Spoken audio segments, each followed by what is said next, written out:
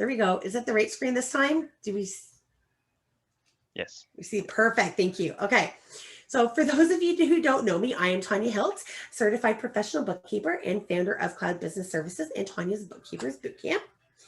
A little bit about myself. I am I can't see the top. So I was very honored to have been the 2019 IPBC or now CPB Canada Professional Leader of the Year.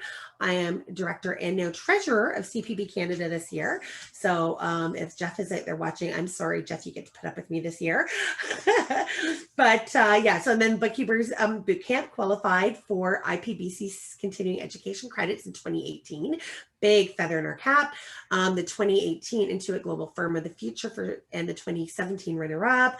I'm not going to go on and on about this. You guys can read it, but obviously I'm very involved in continuously learning, and just I love getting involved in all of that. So we'll just move forward. And the next slide, if I can get to there, is actually about Justin.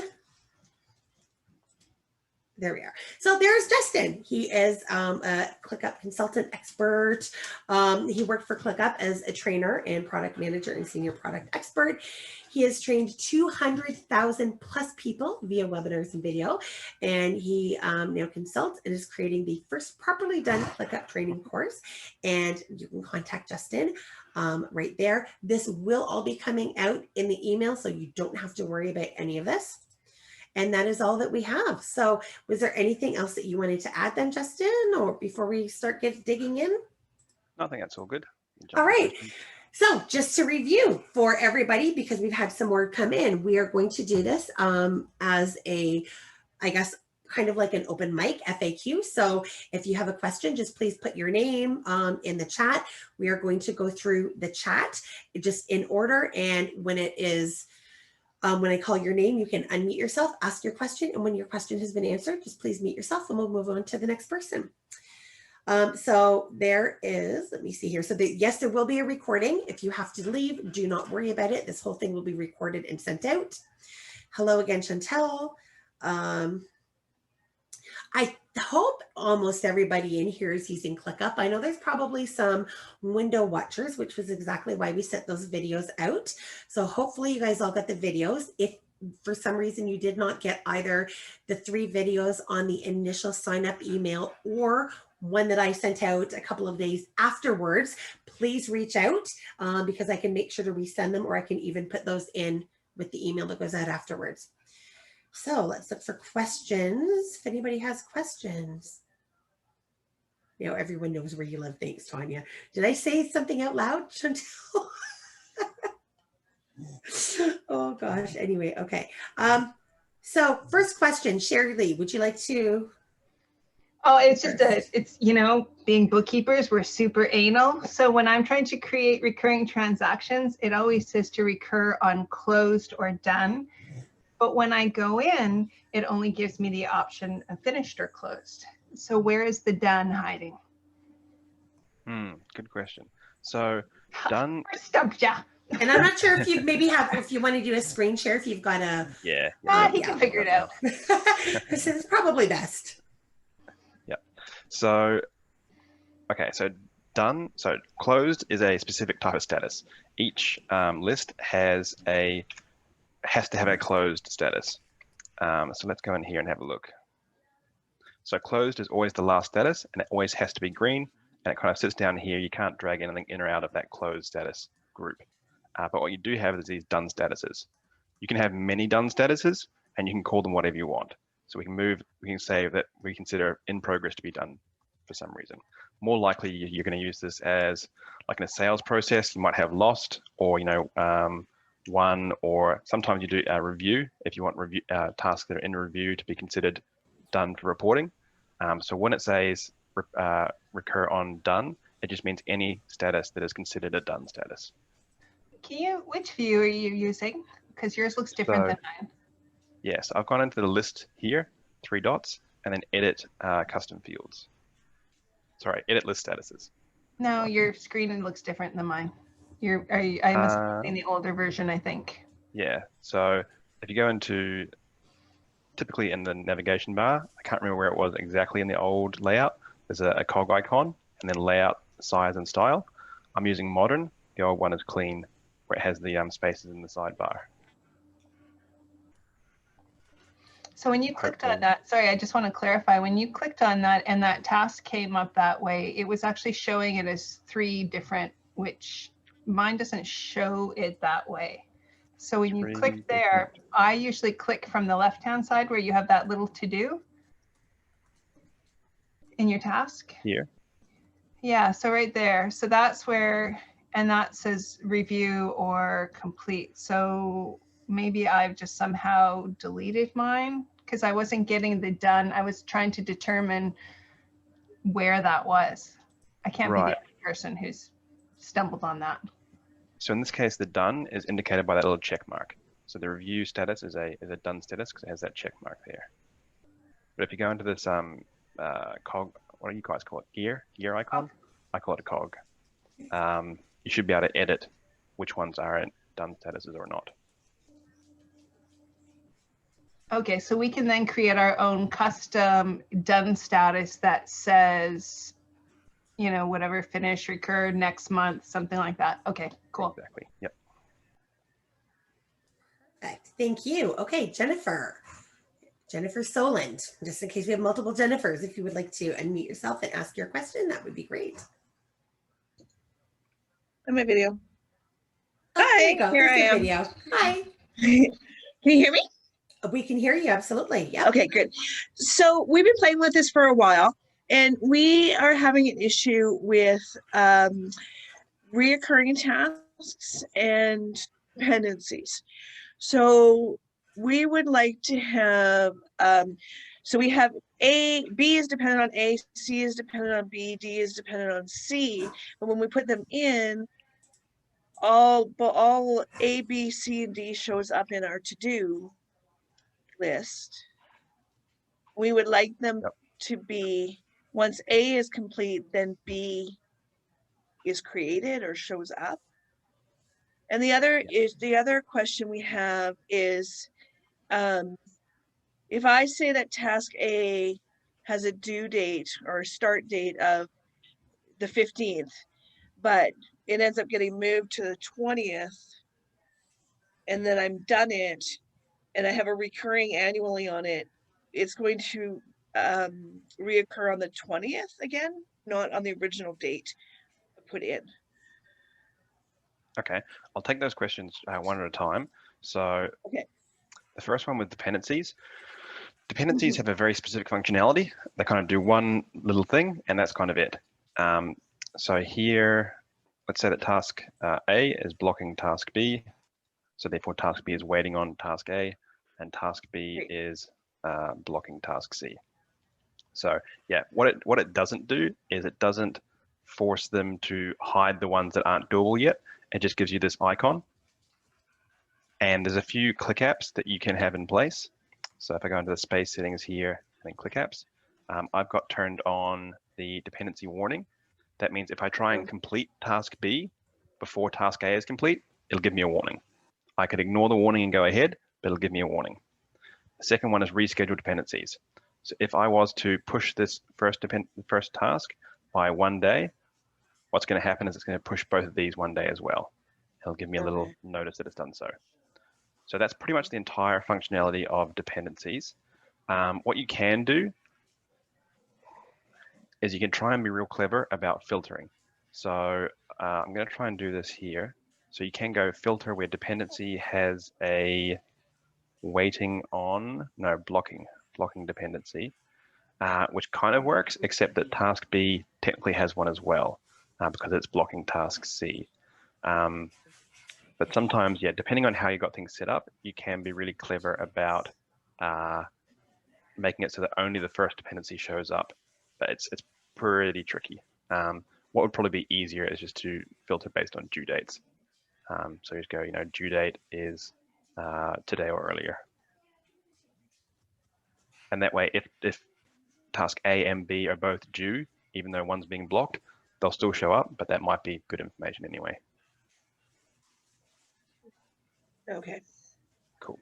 Okay, part 2 of that with the recurring. I'm not sure I totally understood. So you said it was scheduled on the 15th, but if it recurs, it would go to the 20th rather than the 15th. Okay, so let's say like let's say task A is client bring their information, but on the 15th comes and the client actually hasn't brought us their information yet, so it's going to end up being next week. But I also want that task to reoccur next year on the 15th, because sometimes it's months, right? Yep. They haven't come. Yep, that's a good question. I've come across that one before. So there's two types of recurring. The first one is this kind of really nice, clean, new recurring. But part of the reason it's nice is because it has very few options, nothing to get tripped up over. That does mean it does a bunch of things automatically. So if I change this from the 15th to the 17th, you can see immediately it's going to recur weekly off that new date.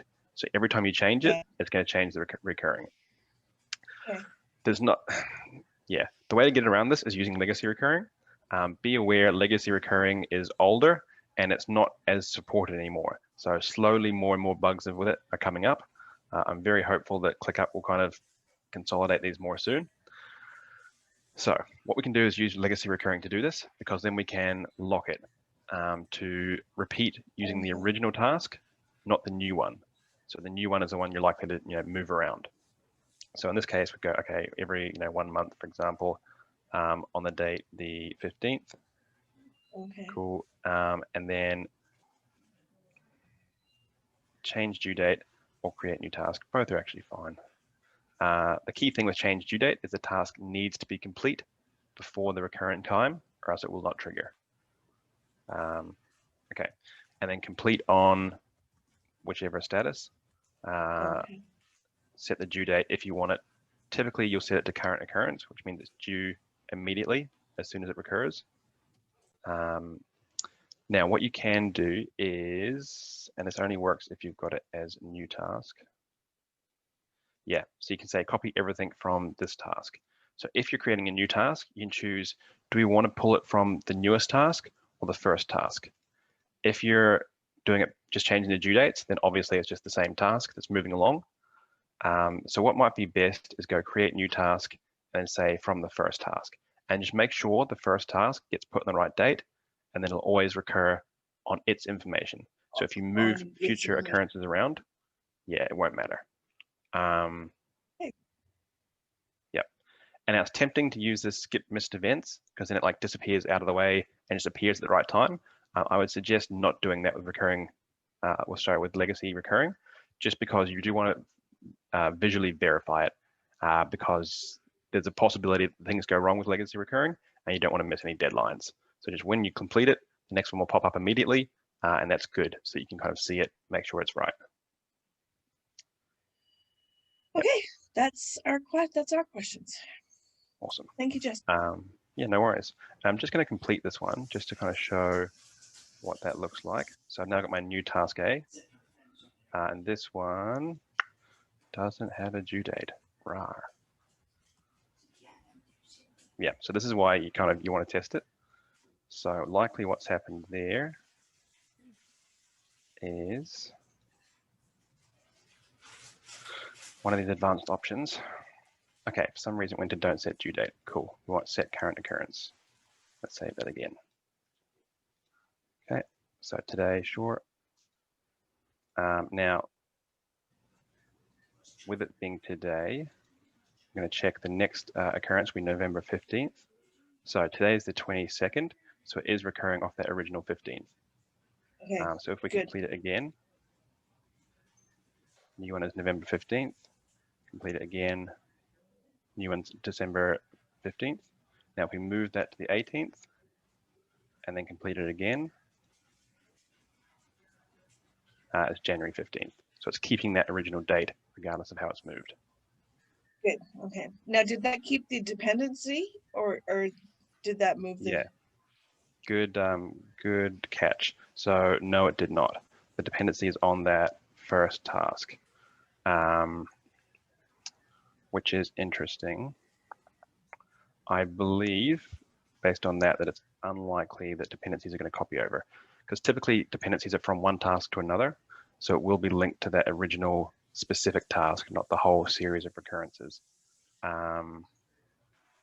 which, yeah, if you want each series of occurrences to be linked by dependency, that is going to be somewhat frustrating. Yeah, it looks like that's not an option. So perhaps another follow-up question. What is the value of the dependencies for you? Like, Oh, that's a good. Well, if I could just jump in here for a second, because Please. yeah, Jennifer's a boot camper as well too, so she'll probably end up working a lot with us on this. So what we're doing, Jennifer, is what we found, and Liam was just here and left, but because we just talked to Justin about this last week, and so what we've decided to do is, when I'm done a task, basically I just, like, in the list, I just assign the whole task instead of the subtask. I assign it back to her. So we have legacy recurrence. So the whole thing recurs on the original date, but we actually turned off the dependencies. So I will just, okay, instead of closing it, I'll assign it to Leanne, then close it, and then the next one will go out. So we're using dependencies very, very different. We know this is Tanya's task, this is Leanne's task, this is whoever. So we're then just changing the assignee up at the, like, changing the assignee in it, in the main task. And then all of our subtasks do not have assignees. And that was a workaround. It's not perfect, but that's a workaround that we're finding that's working for us. Absolutely. Would that help, do you think, Jennifer, or not? Well, I mean, we'll just have to play with it and see what we can do.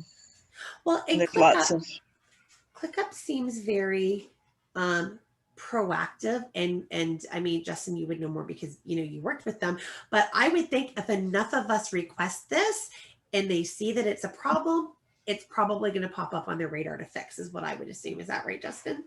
Yeah. You'll see slightly slower improvements coming out in the near future, just because they're working really hard on the mobile app. But you'll still see some. Yeah. So, request it. And then in the meantime, at least there's a workaround. Again, all we do is we do not assign the subtasks. And again, if we need to know this one goes to Tanya, this one goes to Leanne, this one goes to Sandra, we kind of have our name right at the beginning so that we know, yeah, mine's ticked off, assign the whole main task back to the next person in the line, and just delete me off, and that's done. And that, like I said, that's working. Okay. Well, that's it for me. Was there anything else, Amber, while we're covered? No? Okay. Yeah. Wonderful. Okay, thank you. And then next we had Becky Rosenberg. And I know there's some questions that have to do back with that, but I want to make sure that we're just going straight through in order, even if that means kind of jumping back, because I don't want somebody to not get a chance that already put their name in.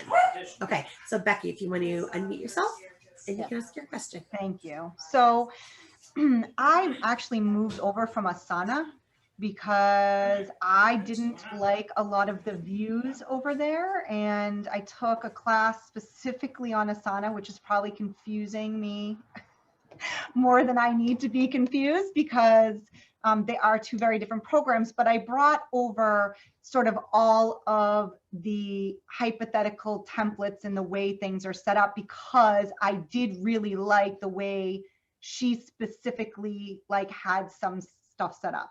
So I have probably 5 questions, and you can tell me no, but right now I don't understand the difference between spaces and workspaces and how those specifically relate, because I watched a ClickUp training from somebody on YouTube, and they had these little buttons that I don't have. And I was like, oh my God, what am I doing wrong? Did I set this whole thing up incorrectly? And then I am using this so that every single one of my clients has a folder, and in that folder there's a monthly to do, a quarterly to do, and a general information folder where their name and address and stuff was stored, because she was actually somehow using Asana as a CRM where she would put the name in a folder for sales, and it would automatically then create a folder in her bookkeeping workspace in Asana. And it was like this miracle thing where everything just kind of melded together, and I cannot figure this out in ClickUp, especially because I feel like I'm using ClickUp at its base level just to get everything in here, but this thing can do virtually anything for you. And so it's nice to hear that other people are kind of struggling along the process. And then my final question would be is I've reached out to several people like in that ClickUp, help me please, white flag, anybody. And it seems like nobody responds back. So do you do individual training?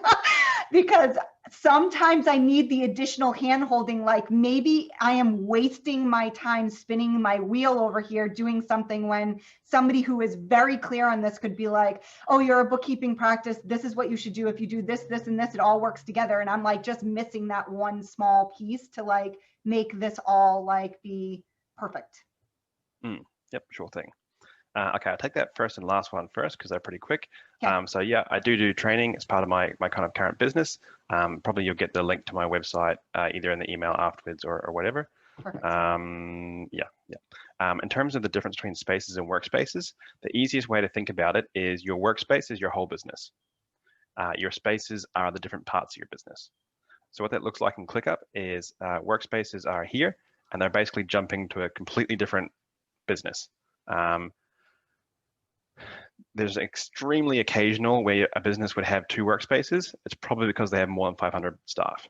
Yeah, that's not me. Yeah, almost no one is going to do that. Okay. Whereas spaces are just kind of, there's a lot of different ways of breaking things up, but they're the parts of your business. It could be different departments, different activities, just different functions. Yeah, they're different parts. Sorry, I don't mean to interrupt you. So 2 questions. One is I made a workspace that I shouldn't have. How do I get rid of it? And 2 is I couldn't find a delete button for that. And the second piece is if I have a other bookkeeper or VA that's going to do work for me, and I don't want them to be able to see all the spaces, but just one space or some clients in a space, is there a way to only allow them to see that? Because that was kind of my fear about the spaces is like, you know, Yeah, how does that relate to me not wanting somebody else to see something in my space? Like I keep some of my own personal business finance in here because that's the way she had it set up in Asana, and I don't want other people to see that, obviously. Yeah. Can I just interject here very quickly? So Becky, what we've got is we have, because of course we've got our bookkeeping business, then we have my boot camp side of things, and then we have like a personal space. So I have 4 spaces, one for straight bookkeeping tax clients, that's that side of the business, my own personal that nobody else has access to, so the same thing like you, and then I only have more than 2 workspaces because we have different facets like of the business where we're mentoring the bookkeepers. If I were you, I would just set up the 2, a personal and a non.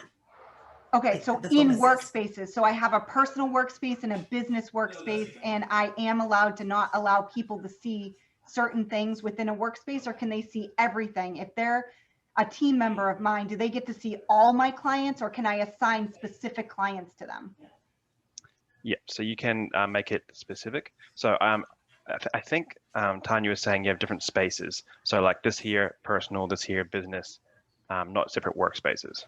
So here's what I have on your screen. Sorry, you're right, Justin. Sorry. So you're on your screen where it says clients, mine says monthly bookkeeping. Then I have another space that says quarterly bookkeeping. I have another space that says monthly QuickBooks desktop bookkeeping because I separated the people so I didn't have to figure that out. And then I have another space that's called my business. And so those are the spaces that I have. When I hire a bookkeeper, if I only want them to have 10 of my clients, but I have 100 clients in my monthly bookkeeping, can I just assign certain people to the clients within that space called monthly bookkeeping, or can they see it all? Yeah, you can assign it to specific people. Okay. Okay, so I'll jump through a couple of questions here. First of all, this button down here, and then my setting. Actually, no, sorry. Settings under the workspace. Yeah. It's not showing up here. That's weird. Okay, typically there's a delete button there, unless it's changed. If you have any data on there on that workspace you don't want that you want to move over, talk to the ClickUp team. They can help out with that. Okay. Okay. Access. So every single location, so spaces, folders, and lists can have access set up individually. An actual individual task can as well, but that's too much work. So you can go into the 3 dots here, sharing and permissions, and see who has access to this. So by default, it's public. So everyone who has access to the parent item, so this is a list, so the parent item is the folder. Everyone who has access to the folder has access to this list, but I can instead make it private, meaning only I have access, and then I can share it with specific people.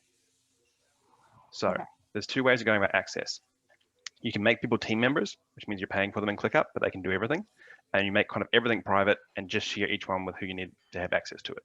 Okay, so if under everything, that client's thing said monthly bookkeeping, and I had 100, Yep. 100 of those client 1, client 5, client 10, I can make client 1 just private and only share it with the bookkeeper who's going to be doing that work for that client. Exactly. Okay, perfect. All right, that's what I was a little nervous when I made this. I was like, oh my God, are they going to be able to see them all? I don't know how to, okay. Yep. I'd also suggest exploring guest functionality. So what the guest functionality does is, it's cheaper. You're paying, 1 seat for 5 guests rather than per one, and you can share a whole folder with them as a guest. There's a few things they can't do. They can't make their own lists. They can't, use goals or dashboards unless it's shared with them. But for the most part of getting the work done, it works fine. And the thing with guests is they can only see what's shared with them. So you can keep everything public and just share it, folder at a time with them. Okay, so I was a Because- little confused on the guest versus user, and ClickUp tried to explain that to me about 12 times. Apparently I'm slow and I didn't get it. And so therefore I just struggled through it and was like, whatever. I would love to not pay for a seat for everybody, because as you start to hire, I don't mind paying for it because it's not that expensive. But if I can just use them as a guest. So like, for example, I think I have 1 guest seat on the plan that I'm on. What you're saying is that they won't be able to add to the lists, but they'll be able to see the lists and complete the task lists without me having to pay for them, because that is a guest spot. So like if you have task A, B, C, and you're a guest, you'll be able to see those and click completed, but they just won't be able to add a task to that list. Is that correct in my understanding? They can add tasks. You can give them the permission to do that or not. What they can't do is create a new list or a new folder. They Okay, can't I don't create a want new them to do client. that anyways. Okay, Exactly. Yep. Okay. The big thing that they can't do with guests is you can't share them to an entire space. They have to be shared, folder by folder or list by list. and I is think there in your any, case, that's fine. is there any specific amount of lists that, like, I had to pay for this because I have so many folders, but like, is there any amount of specifics? Like, can I share, if they're going to do 40 clients, can I share 40 clients with them? Or is there a limit to the amount that I can share? No limit. The only limit is the number of guests, and you'll get, depending on what plan you're on, you'll get either 2 guests per paid seat or 5 guests per paid seat. Okay, Right, on unlimited or business. fantastic. Okay, that was really useful information. And that was Brilliant. much better explained than through a instant messenger. So I appreciate that very much. Thank you. Yeah. Cool. Now, Sarah Laidlaw just had a quick comment on that, just to say that what she does is she actually has a space set up for each remote bookkeeper and then a total corporate space. So that's a different thought that you can have on that. Yep. Okay, so then we had Chantel Patterson. Hi, Justin. So I imported some templates like from ClickUp directly. So there was like a bookkeeping one and a CRM and some really cool templates. I'm wondering how to actually customize. So what I liked was the way that, they had the, yes, that is a cool template. So how do you get those folders looking like that? Okay, let's have a quick look at it because I don't remember this one off the top of my head. I liked the pending client response. Yes, no, like, Right. or you could do waiting on, I think the one I had said waiting on client there, which was kind of cool. And I liked how you could see the notes and stuff. So how do you modify that display? Okay, yep. So what we've got is a couple of lists. Each list has some statuses. It's being grouped by statuses, that's fine. And then as we come across here, this category, that is a custom field. It's a label custom field. Assignee standard. This is a drop-down custom field. This is a notes custom field, and that is an auto progress custom field. So first of all, we can hide any custom field by clicking on the title and going hide here.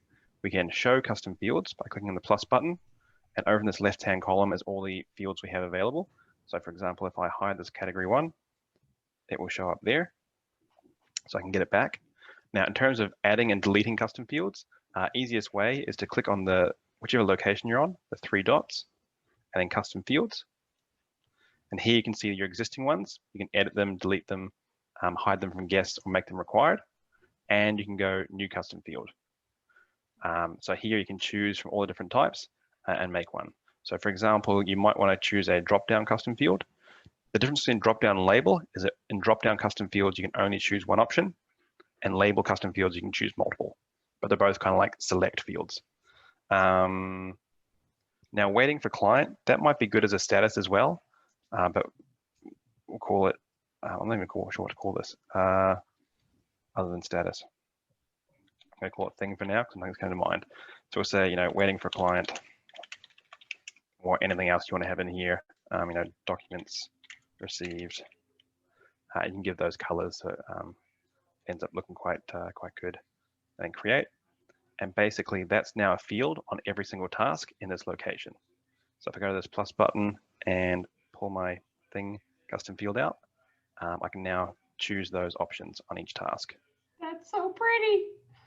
So I'm sorry to interrupt her, but this is amazing. And I also know that if you choose this template, but you want to use the line item, I learned that you can duplicate the line item and move the whole line into somebody else's folder, so that if you really liked this layout, you can actually duplicate it and not have to recreate the wheel, because I loved this too. And so I was like, like you, Chantal, I could not figure out how to duplicate what this looked like. I was like, this is beautiful. How can I use this? So I used the duplicate the task button. Yep. So yeah, you could create another task. And if you drag a task, I believe it's going to apply those custom fields to the new location. Could you do this at a space level so that it would automatically do it to all of your lists? Exactly. Yep, you could. Okay. On the space level, yeah, you got custom fields there as well. Yep. Okay. All right, great. We've got next Kelvin Holbrook. Yes, hi. Let me start the video. Hi, Kelvin. Hi there. Yeah, I've been using ClickUp for about a year, and I have a couple of questions. One has to do with recurring tasks. I'm not using it for recurring payroll tasks currently, because the payroll system I use, for example, I have to run monthly payroll 2 business days before the end of the month. So I'm not quite sure how to handle a business day. It's not exactly the same every month. I don't know if it's got to be an individual task that I've got to create for each month, which is kind of a pain. So I've gone to Google Calendar for that for the time being. But I don't know if there's a way to program that in. And the other, I guess, should I ask my other question now, or it's kind of a different topic? Yeah, so on that one, I don't believe there's a way to do it. You could get tricky and try and do like the 4th Friday of the month, but it's a bit risky. So let me jump. Oh, sorry. Go ahead, Cher. I was going to say, I did one-on-one with Justin and we couldn't get this figured out as well. I created a final task that told me to look at the calendar for next month and make sure I had it the 2 business days. I literally, oh yeah, it's the very last task I do, go, what's the day? Oh, the 31st is on a Sunday. And then I go, oh yeah, well, the payroll will be due here. So I'm actually manually modifying it. It's a pain, but it's the only way I could get it to work. Okay. Yeah, I was gonna say that, or what we do is we do have one client that's the 15th, and or when again it's the last day of the month, and so basically what we do is we bring that up a couple of days ahead of time. I'll go, like, if we know you want 2 days before the last day of the month, I would pull that at the 26th, because the 28th of February we know there's no more, and then just kind of manually move it forward. If you're like, oh, okay, no, I know I've got a few more days, and then manually move that. So there's 2 workaround options. Again, neither is perfect, but yeah. And you can do the last day of the month, just not the last business day. It doesn't have that calculation in there. You need that separate calendar stored in the system or something. Yeah. And the other question I had. Sorry, I was going to say one other thing on that is create a dashboard view that shows all those deadlines so that then you can quickly see when it's off. All right. Well, again, I've used Google Calendar, which I can share with people, and I can specifically put events in the calendar. That's the reminder system I'm using currently. So the other question I had is, I'm trying to figure out how to collaborate with my bookkeeping clients and bookkeepers in order to resolve issues that come up. And I'm using QuickBooks. So I've tried the comment feature. I have a bookkeeping task, and I've tried the comment feature within the task, and it's a little clunky, comments back and forth. So the latest thing I've done is attach a Google Sheet, because you can do that. And Google has a lot of great collaboration features within it, but that's kind of going outside of ClickUp now. You know what? I think I have a solution for this. Justin, do you mind if I grabbed a screen share for a second? Sure. Okay, so we've just done this. I'm just gonna go before I share, make sure that all my client information is off of here. So we've got this set up this as a template. So, and this very well may solve it for you. So if I go to ClickUp. Okay, so this is our main, can you guys see my screen? You can see the ClickUp? And yes. Okay, so this is a client template. Oh, shoot, you can see client names, they're gone. Okay, so we actually have a chat and a temporary note and like a review notes, and then here's our task list. And then here, this is where we import Airtable items too. But we kind of found the same thing, that if there's something we really want to know, we'll just kind of go on the chat here back and forth or something. So I don't know, again, or throw a little note here if this is maybe, again, a possible workaround, but we're finding that's kind of working okay if it's not directly on the task, because you're right, it can get to be a lot. So there's one thought. So I know, Justin, you can screen share back and see if you've got any other thoughts. Was that a dashboard? What was that? Yes, that was actually, it was a dashboard. So Okay. Justin hasn't seen this yet because we only spoke last Wednesday, and I think I figured this out on Friday. So we've created a dashboard for every single client where we've added those widgets into there, or maybe we did, it came from my call with Justin. So we've added the widgets. So there's a text block, a conversation chat, and every client has its own dashboard. And then of course we have our fields pulling into there, our reports, which is our task list from this week and earlier, and our task list for next week. And then our custom Airtable ones that we pull in. And so basically when we're working on a file, when it comes up in our inbox, we're working from our inbox and from a dashboard. So when the inbox comes up, say, oh, go to this client, we go to that dashboard. Interesting. Yeah, I probably don't have too much to add there. I'm not actually exactly sure what the question is in terms of what the issue is. Is it because it's really long blocks of text, or because questions go across multiple tasks, or what actually is the issue? Well, again, I'm using QuickBooks. So the best way to lay out questions is transaction by transaction, because we're asking questions about specific transactions. So a tabular format lends itself to listing out these issues. That's why I've been using Google Sheets, actually. But Airtable sounds interesting too. I don't know how to connect it to this, but I will be doing videos on that. I'm just learning Airtable. Sherry Lee Mathers there got me in touch with Airtable. So yeah. Embed your Google Sheet into a dashboard. Yes. Yeah, you can embed your Google Sheet into the dashboard as well using the embed. interesting. Okay. Yeah, that's a good option. The other thing for maybe smaller questions, we don't have too many items, is you can do the / commands to get a table, and that can be put in a comment, in a doc, or anything else. Anywhere you can put in text. Well, and another thing that you can do too is you can put the comment in, and you can have it as the main header. And this is one of the new features I think came out, that you can then expand. So we actually have one thing that we use for our taxes, that I might have things I want the girls to look for. I've got the main heading, and then when you click expand, there's little notes. So you could put the question as the main one in the expansion. So I don't know, Justin, maybe can you show them how to do the expansion? Do you know what I'm talking about? Not quite, sorry. Do you mean like you do like a little tab? Then... No, in the text box, like in a text, or not in yet, or right there even. What's that called? The accordion. I can't remember what they call it. Here we go. I'll just look through. But yes, I think the one that you click on it and expands. Yeah. Yes. Toggle list. Toggle list. Thank you. Yes, that's it. I'm like, I know it was a new feature, and I've set it all up, and I haven't gone back in to use it since. Yeah, one of the things I like also about Google Sheet is they can be invited to the Google Sheet kind of outside of the ClickUp system. So all they need is a Google account. If they don't want to go to ClickUp, if they're afraid of using it or whatever. Yeah. But you can see the update if you attach it to something within ClickUp, like a task or something. Yeah. And if that's working for you, then go for it. And again, if you do a dashboard, as Sherry said, you can embed the Google Doc directly to a dashboard. So where I had those little squares of temporary notes, just go into your widget and the bottom one is embed, and you can embed your Google Docs. Okay.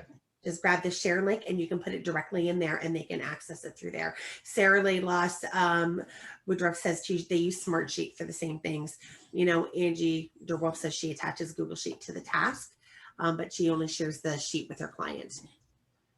So yeah, you would just put the embed link and that'll show the Google Doc right there. Oh, cool. And then they can access it, edit it, or enlarge it from there. So at least that way, now you're not at least leaving ClickUp to get to the information. And you can do that on a view as well. If they're kind of on like a client level, you may wish to use an embed view into the dashboard. Okay, great. Okay. Okay, that's it for me. Perfect, thank you. And where was so we had next was Kim Lafayette. Oh, I see. So the question I had, but I actually want to come back to those dashboards. So maybe we could do that one first. It went a little quick. I didn't see where you were creating the dashboard. So, because I don't see that little button on my left-hand menu. Okay, you might have to clicking expand. on that little purple button with the white squares on it. So to create a new dashboard is this plus button over at the left here. So this is my second dashboard. Oops. How do you get to my dashboards to get that plus sign? Okay, yes, these squares. Now dashboards is a click app, so you could have it off.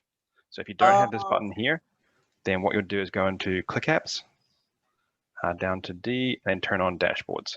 That's probably why I don't have that little button. I turned on everything until I figure out what it's for. Okay. So the question that I actually posted about, and you'll have to excuse me if I'm using the wrong terminology because I'm new, but in my folder where I have my task list and my subtasks, I have a couple of them with the view where it shows closed. And I noticed it in that view, it only shows the parent task when it's closed. If I have subtasks that are completed, they don't show there. I have to go into the actual parent task and then I can see them down below. Is there a way that that closed section will show closed subtasks as well? Yes, yep. So on list view, I'm pretty sure you're talking about list view. If you go into the view settings here, you got show closed subtasks as a separate setting. Oh, well, that's easy. Where's the easy button, Kelly? Thank you. All right, perfect. So Lori Meyer would be next.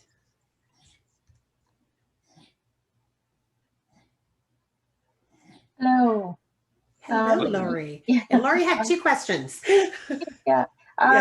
Sorry, you caught me off guard. So I think actually one of my questions was already answered, and that was how do you share with your clients? So I guess people do share with their clients. That was my question.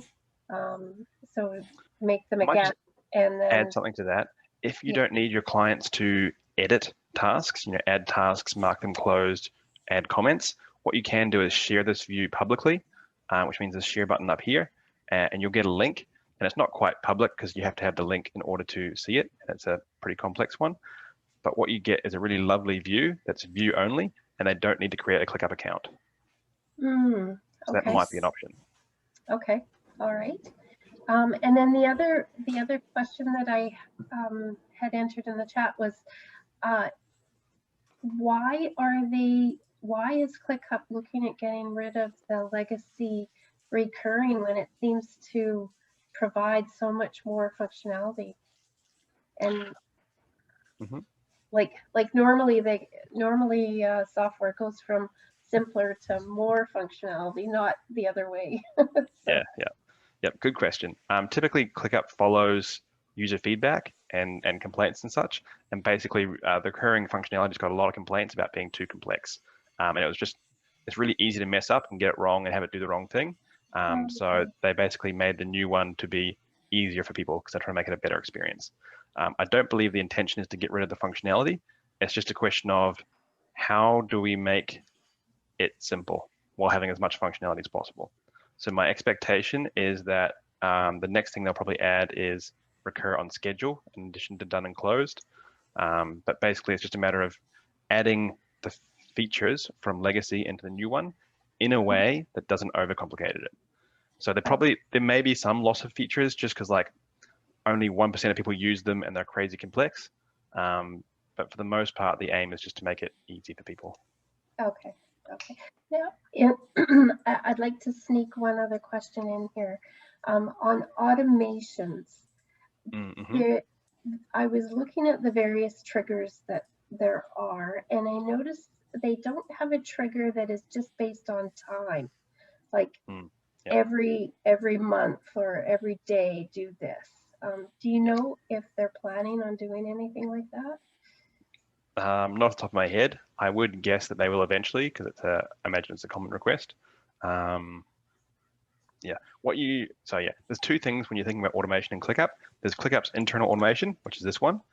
By and large, that is one task has a trigger, that same task has an action, or very simplistic other actions like creating a new task.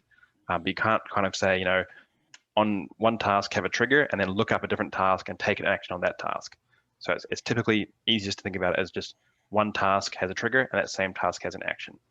Anything outside of that, either coming into ClickUp or more complex, you're going to use external automation, which is something like Zapier or Integromat, which are different softwares. Yes. Okay. So if you're doing something time-based, you could do it with one of those.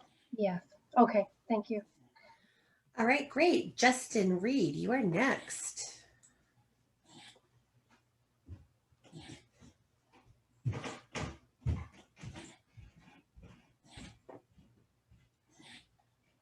Justin, are you still there? Hi, sorry, I didn't have a question. It must have been Justine, sorry, your hand went. Sorry, Justine, sorry about that, Justine. Yeah, your hand was raised. So, okay. No problem. Okay, no, actually, we haven't. Yeah, okay, sorry about that. Okay, well, that's great. So, thanks. So, Bonnie Jensen Walker, you are up next then. Oh, I think mine got answered on the dashboard part of it, so I'm good. Okay, perfect. Thank you. Chantel Patterson, you had another follow-up question. Oh yeah, I forgot.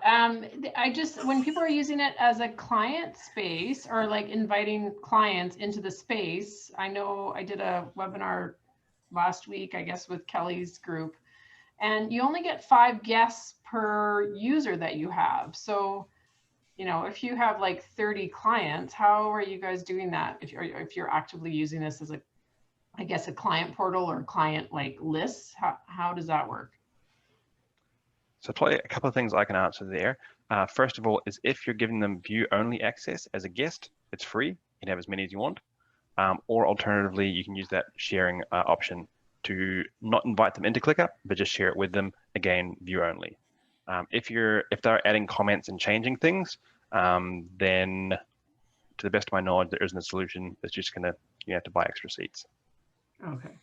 Yeah, so at that stage, I mean, when we're doing our pricing, and we'll get to this, Chantel, like say week 3, is when we're building the price, build in the software. So I essentially charge out, basically if clients take my middle package, it's $100 I include in there for software. That includes my QBO, that includes anything. And there's a little bit of a buffer also, because if I want to bring them into ClickUp, and personally I don't, but if I wanted to, I'm like, hey, I know my software actually really only costs $80, so I've got $20 I can play with. Or if I want to add Rewind or any of these other apps, I can easily go ahead and add them in, and I know I've already budgeted for that within their price. So that's another option. Yeah. Okay.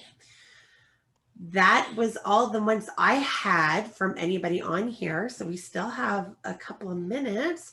Any last minute questions? Anything else anybody wanted to see?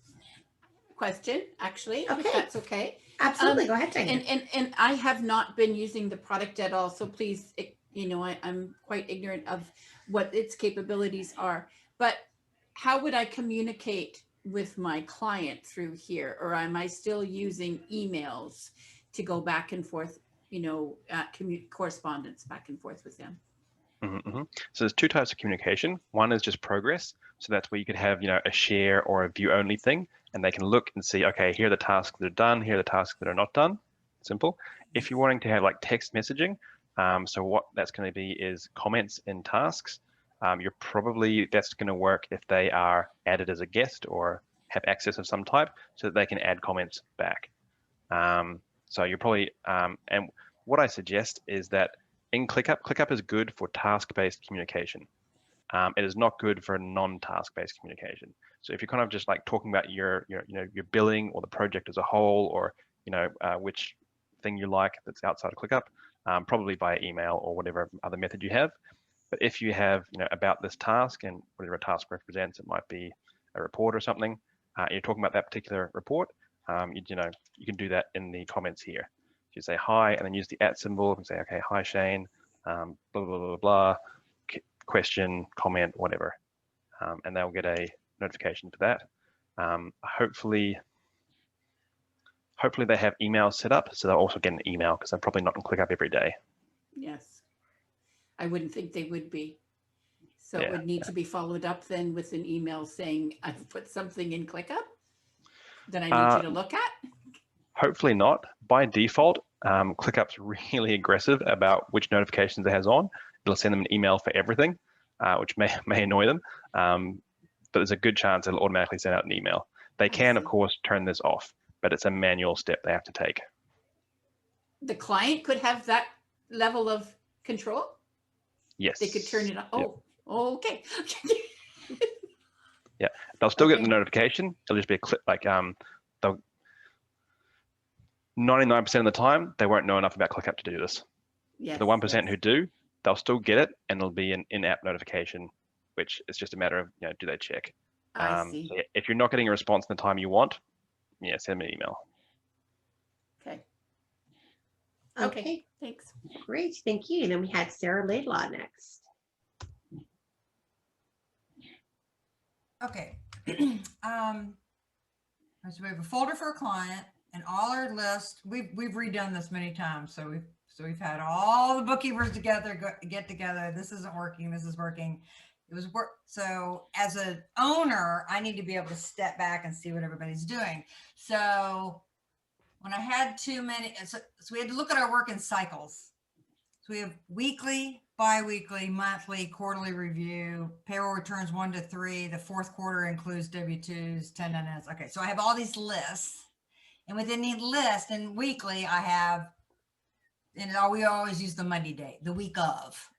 Okay, and so because most of our clients we touch and feel every month. So then when I step back and I'm looking to see what everybody's doing in their percentages of completion. And some people just weren't getting things completed, and so I'm having to dig in and fuss, right? And what it was it would be that one task where that one piece of information is missing, and the client. So we did use the status. I'm waiting for a client. So what we ended up doing was, if there's an issue or a question that's holding up that week, that whole batch of work, we have a separate list for pending questions. And so they move it over there as its own task to be tracked, but that enables them to close out the week.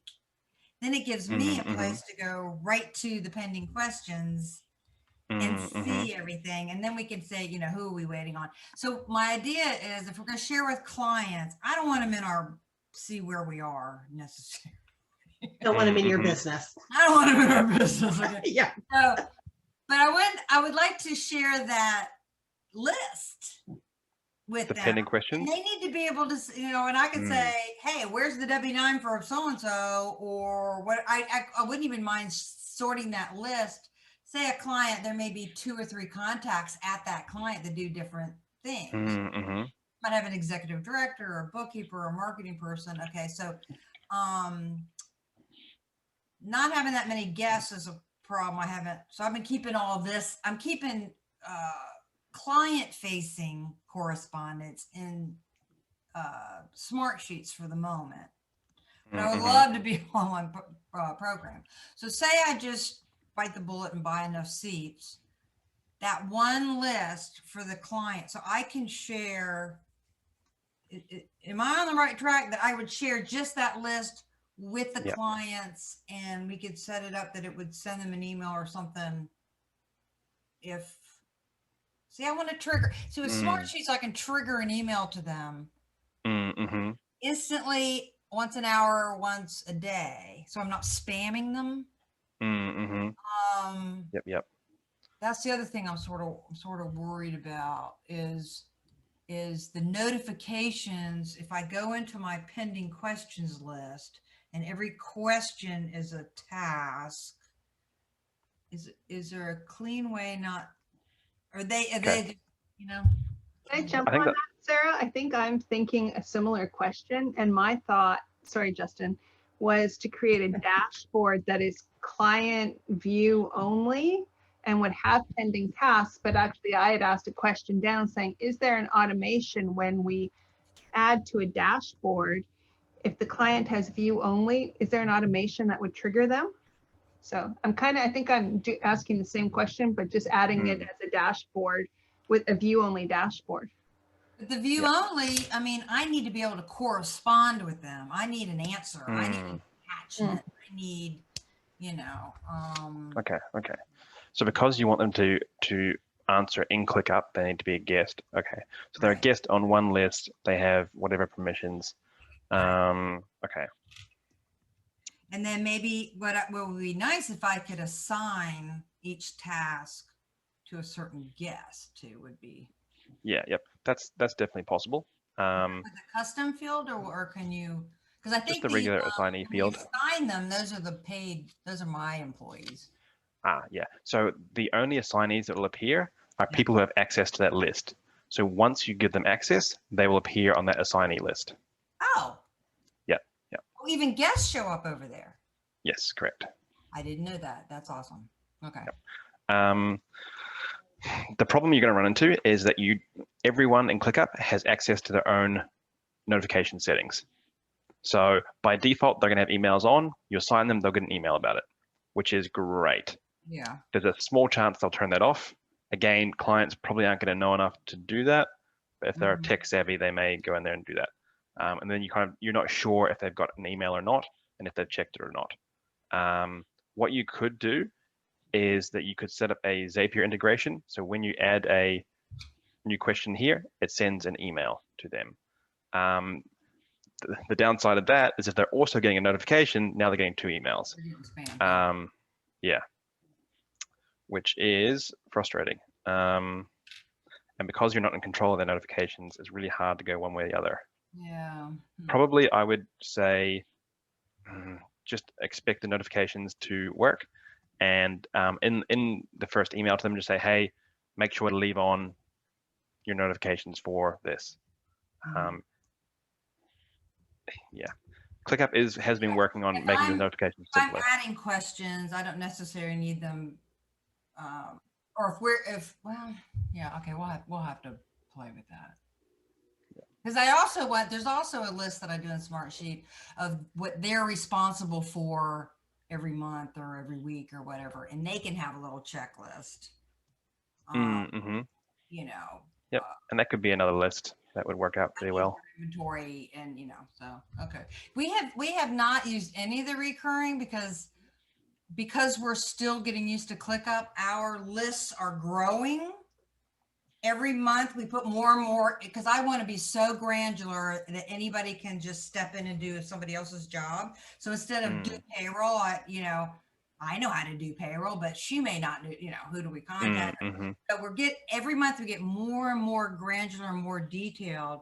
So when I want to copy that, I want to decide when that week or that month is ready to then reoccur to the next month. And it isn't when it's finished, because sometimes finishing never is good for us for reoccurring, because we may not be done with one month and we need to already start the next month. Yeah. And you don't have to use recurrence, because recurrence only exists on tasks. You may end up setting up in a way where actually you just duplicate the We're just duplicating. list each time. Yeah. Well, with And you could irritating, eventually template it as well. we have to pick and choose what we want. I wish we could like save that setting. Yeah.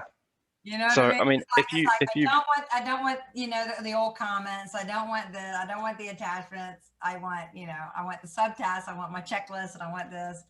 Or you get faster, you get used to it. I guess. Yeah. If you save it as a template, you have all those options. And you could just start saving it as a template now, and then each time you update it, just save over the template. You may wish to wait until you're finished, kind of entering everything to save it as a template, but then also finished can be kind of forever away. Okay. Do you know if there's any plans for us to go to like one master place for all our templates and be able to edit templates, or is the idea you overwrite the I don't know. Editing templates in place will be tricky. It'll probably stay as overriding, but yeah, there'll be a template center where you can see all your templates in one place. I did the full scope out for it while I was working there. So okay, hopefully one day. Thank you. Awesome, thank you. So we held Justin up. We went over a little bit. So there was a few questions in there that we couldn't get to, but I know where to get you guys. We'll make sure to get the answers. Thank you very much, Justin. This was absolutely awesome. Before we just go off, I would like to try to get a screenshot with you, and where I can get back to there. So that way we can post this up somewhere. It was Sherry's idea. She has great ideas. Try and get this so that we can, oh, and I can't even minimize that's closed. There we are. Do a screenshot. Everybody wave hello. If you don't want your picture on there, go ahead and turn your camera off. All right, perfect. Screenshot. It's not working. That's okay. I'll grab it afterwards before I put the video out. Again, thank you everybody for attending. Thank you so much for your time, Justin. I will make sure to send everything out. Justin is available for consulting. He is worth every penny because we are paying for him. So absolutely, if you want to reach out, you can do that. And who knows, maybe we can talk him into doing another one of these somewhere down the road. So, all right. So again, thank you very much. And Justin, lots of people are saying thank you in the chat. And again, check up. Justin's got a ton of ClickUp videos, so make sure you check them all out too. All right. Thank you, everybody. Have a great day. And thanks again so much, Justin. Okay. No worries. Take care. You're very welcome. Okay. Bye-bye.